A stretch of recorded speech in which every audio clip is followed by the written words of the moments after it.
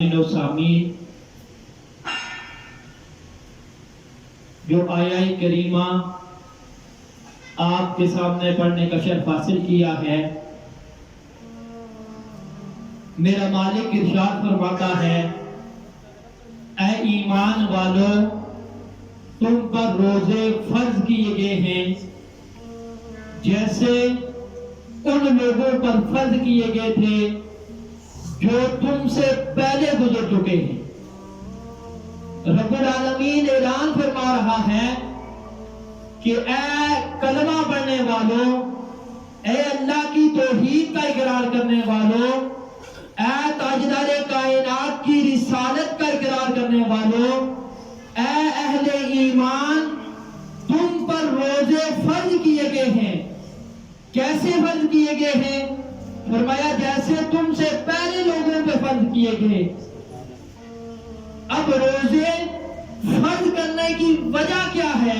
تو خود رب العالمین آگے فرماتا ہے لعلکم تتقون، کہ روزے اس لیے فرض کیے گئے ہیں تاکہ تم تقوی والے بن جاؤ، تم متقی بن جاؤ، تم پرہیزگار بن جاؤ۔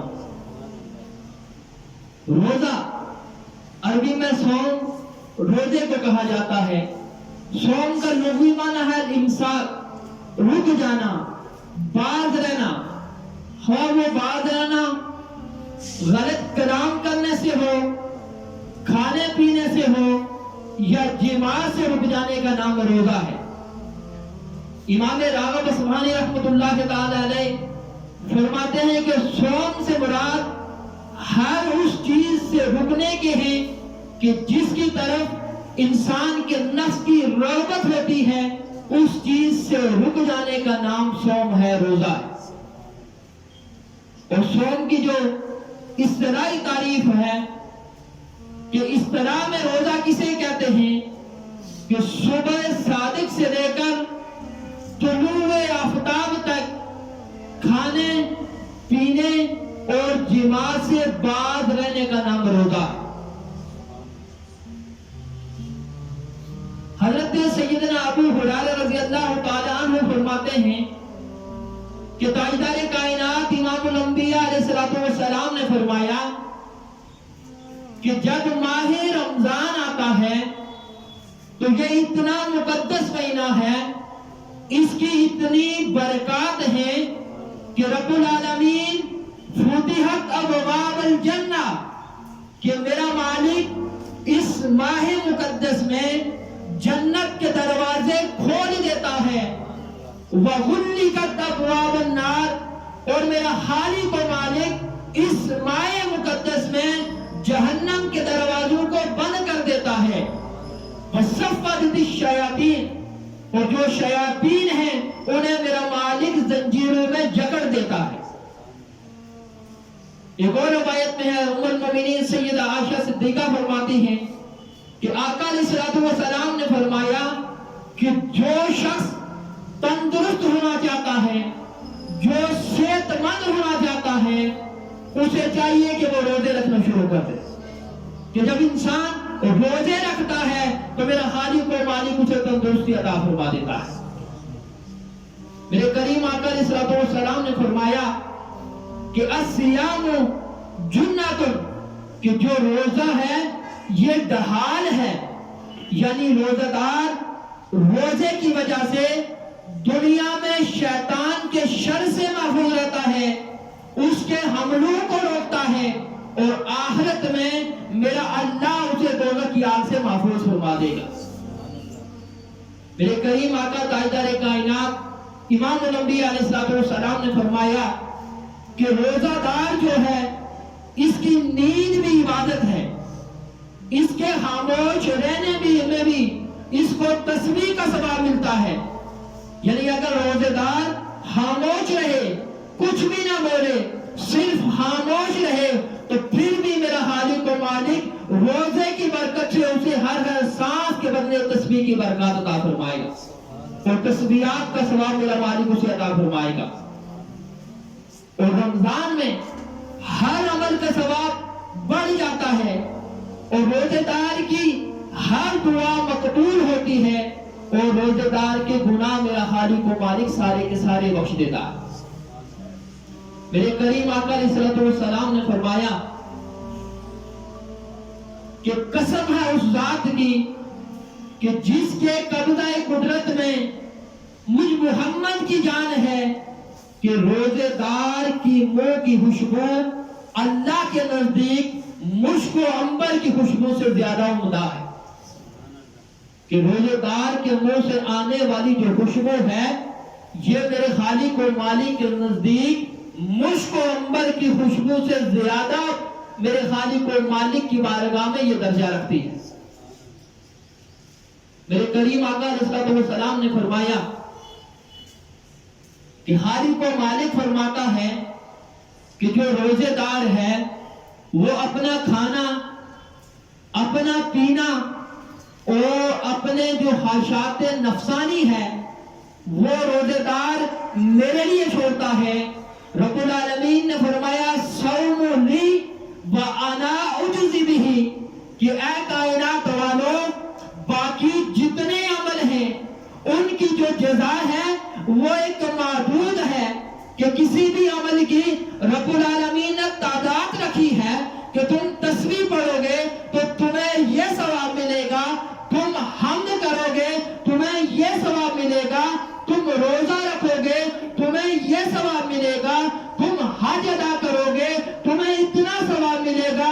فرمایا سارے جو اعمال ہیں ان کی ایک لمٹ ہے کہ اس لمٹ کے اندر میرا خالق و مالک ثواب عطا فرماتا ہے، لیکن فرمایا الصوم لی وانا اجزی بہ، کہ روزہ میرے لیے ہے اور اس کا بدلہ بھی میں ہی عطا کروں گا۔ کہ روزے کا بدلہ میرا خالق و مالک کیسے عطا کرے گا؟ وہ جیسے اس کی شان کے لائق ہوگا، کہ جو دروازہ جتنا بڑا ہوتا ہے اس دروازے سے اتنی ہی زیادہ خیرات عطا کرتی ہے، تو سب سے بڑا دروازہ اس خالق و مالک کا ہے۔ فرمایا صوم لی وانا اجزی بہ، کہ روزہ میرے لیے ہے اور میں خالق و مالک کی اس روزے کی جزا عطا فرماؤں گا۔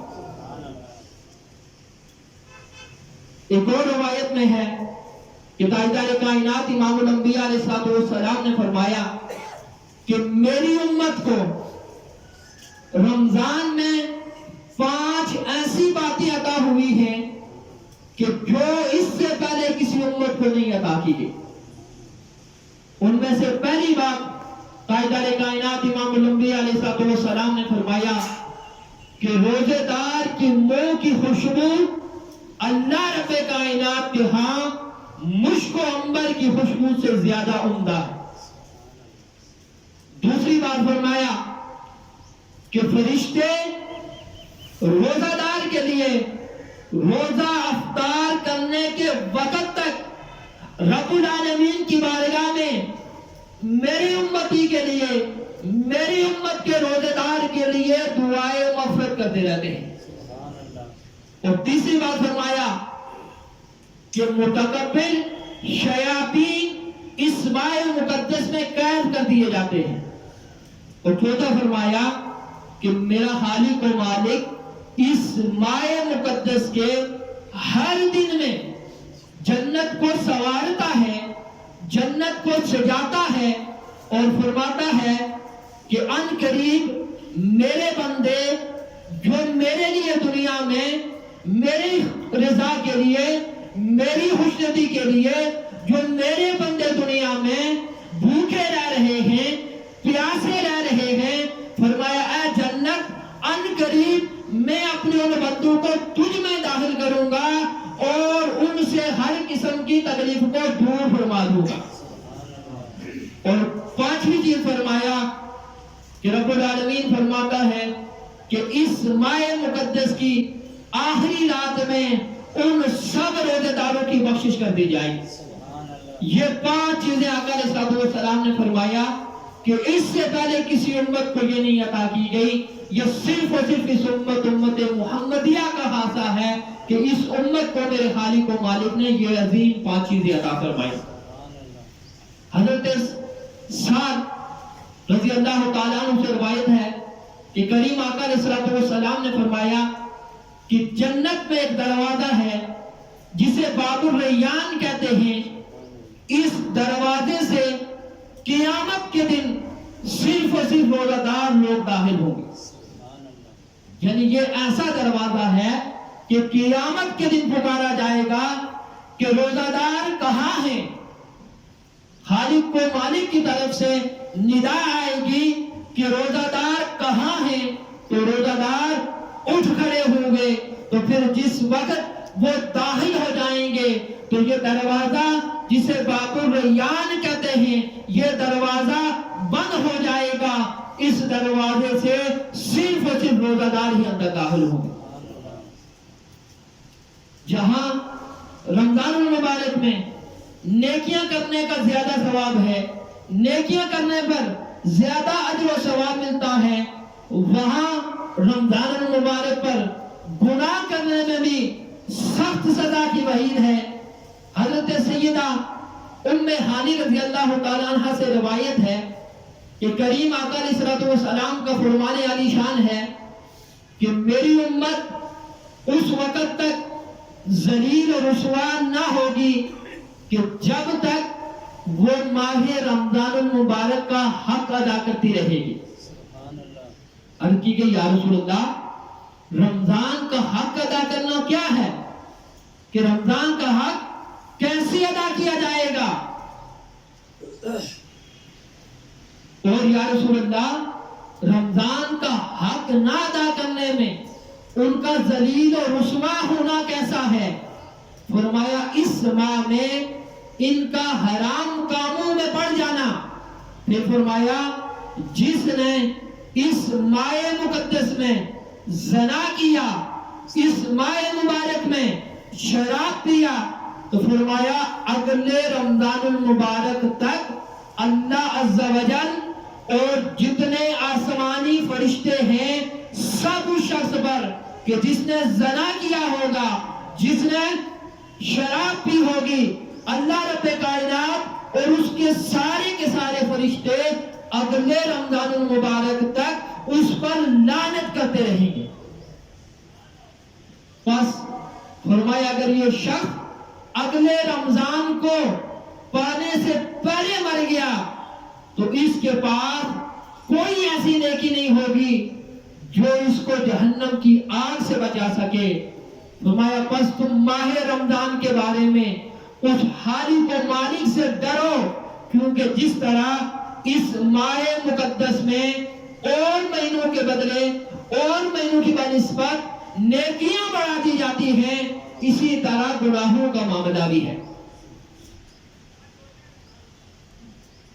امیر المؤمنین سیدنا فاروق اعظم رضی اللہ تعالیٰ عنہ سے مروی ایک روایت ہے کہ کریم آقا علیہ الصلوۃ والسلام نے فرمایا کہ رمضان المبارک کے مقدس مہینے میں اللہ کا ذکر کرنے والا جو ہے، جو ذاکر ہے، جو رب کو یاد کرتا ہے، جو رب کی تسبیحات کہتا ہے، جو رب کا ذکر کرتا ہے، فرمایا وہ بخش دیا جاتا ہے. اور اس ماہ مقدس میں میرے خالق و مالک سے مانگنے والا کبھی بھی محروم نہیں رہتا. ماہ رمضان المبارک میں نیکیوں کا اجر بہت بڑھ جاتا ہے، لہذا کوشش کریں کہ زیادہ سے زیادہ اجر اس ماہ مقدس میں جمع کر لینا چاہیے. حضرت سیدنا ابراہیم نحوی رحمۃ اللہ تعالی علیہ فرماتے ہیں کہ ماہ رمضان کا ایک دن کا روزہ رکھنا 1000 دن کے روزوں سے زیادہ افضل ہے. اور ماہ رمضان میں ایک مرتبہ تسبیح کہنا، ایک مرتبہ تمہید کہنا ماہ رمضان کے علاوہ 1000 مرتبہ تسبیح کہنے سے زیادہ افضل ہے. اور فرمایا ماہ رمضان المبارک میں ایک رکعت پڑھنا غیر رمضان میں 1000 رکعت پڑھنے کے برابر ہے. یہ ماہ رمضان المبارک کی فضیلت ہے. جب یہ ماہ مقدس آتا تو کریم آقا علیہ الصلوۃ والسلام کے تیور بدل جاتے. آقا علیہ الصلوۃ والسلام خوب خیرات کرتے. سیدنا ابن عباس رضی اللہ تعالیٰ عنہ سے روایت ہے کہ جب ماہ مقدس رمضان المبارک آتا تو آقا علیہ السلام ہر قیدی کو رہا کر دیتے تھے اور ہر سائل کو میرے کریم آقا عطا فرماتے تھے۔ سیدنا عبداللہ بن عباس فرماتے ہیں کہ آقا علیہ السلام لوگوں میں سب سے زیادہ صحیح تھے، یعنی کائنات میں آج تک جتنے لوگ بھی آئے سب سے زیادہ صحیح تاجدار کائنات امام الانبیاء علیہ السلام کی ذات ہے۔ اور فرمایا کہ یہ آقا علیہ السلام کی سہا کا دریا سب سے زیادہ اس وقت جوش میں ہوتا جب ماہ رمضان المبارک میں جناب جبریل امین آقا علیہ السلام سے ملاقات کے لیے حاضر ہوتے۔ جبریل امین رمضان المبارک میں ہر رات آقا علیہ السلام سے ملاقات کے لیے تشریف لاتے ہیں، تو آقا علیہ السلام جناب جبریل امین کے ساتھ قرآن کا دور فرماتے تھے۔ پس فرماتے ہیں کہ نبی پاک علیہ السلام ماہ رمضان میں تیز چلنے والی ہوا سے بھی زیادہ خیر کے معاملے میں صحابت عطا فرماتے تھے۔ فرمایا آقا علیہ السلام جب ماہ رمضان آتا تو عبادت پر میرے کریم آقا علیہ السلام کمر بستہ ہو جاتے کہ ماہ رمضان میں خوب اللہ کی عبادت کرتے، اور سارا مہینہ کریم آقا علیہ السلام اپنے بستر پر تشریف نہیں لے کے جاتے تھے۔ اس قدر آقا علیہ السلام رب العالمین کی عبادت کیا کرتے تھے، اور آقا علیہ السلام خوب دعائیں مانگتے تھے۔ فرماتے ہیں کہ آقا علیہ سید عائشہ فرماتی ہیں کہ جب ماہ رمضان آتا تو تاجدار کائنات امام الانبیاء علیہ السلام کے چہرہ انور کا رنگ متغیر ہو جاتا، اور آقا علیہ السلام نماز کی کثرت فرماتے اور خوب گر گرا کر خالق و مالک کے دربار میں دعائیں مانگتے تھے، اور اللہ کے خوف سے ہر وقت آقا علیہ السلام کے جسم پر کپکپاہٹ طاری رہتی۔ حضرت سیدنا عبداللہ بن مسعود رضی اللہ تعالیٰ عنہ سے روایت ہے کہ آقا علیہ السلام کا فرمان علی شان ہے کہ رمضان المبارک کی ہر شب آسمانوں میں صبح صادق تک ایک منادی ندا کرتا ہے، اے اچھائی مانگنے والے، اللہ کی اطاعت میں آگے بڑھنے والے، خوش ہو جا، اور اے شریر، اے شیطان کہ شر سے باز آ جا اور عبرت حاصل کر۔ اور فرمایا کہ ندا آتی ہے کہ ہے کائنات میں کوئی مغفرت کا طالب، ہے کوئی اپنے گناہوں کی معافی مانگنے والا، ہے کوئی ایسا جو اپنے گناہوں پر ندامت اختیار کرتے ہوئے میرے خالق و مالک کے دربار میں آئے، ہے کوئی توبہ کرنے والا کہ میں اس کے گناہوں کو معاف کر دوں۔ فرمایا آواز آتی ہے کہ ہے کوئی سائل کہ میں اس کی حاجت کو پورا کروں۔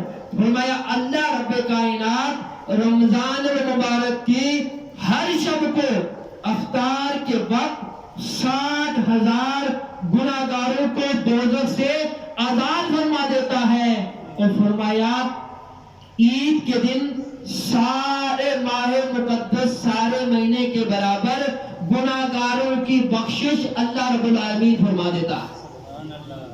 یعنی جتنے گناہگار 60 لاکھ گناہگار ہر روز افطاری کے وقت میرا خالق و مالک ان کی مغفرت فرما دیتا ہے۔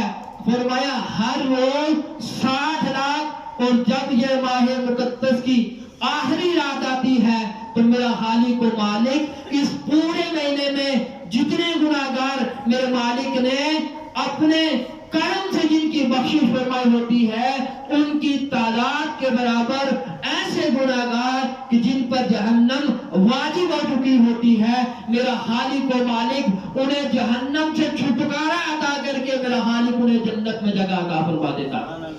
یہ ماہ مقدس اتنا عظیم مہینہ ہے کہ اس ماہ مقدس کا ایک ایک لمحہ، ایک ایک ساتھ بڑی قیمتی ہے۔ آئیے رمضان المبارک کا मुकद्दस माह शुरू होने से पहले हम अपने रब को राजी करने, अपने खालिक को, मालिक को राजी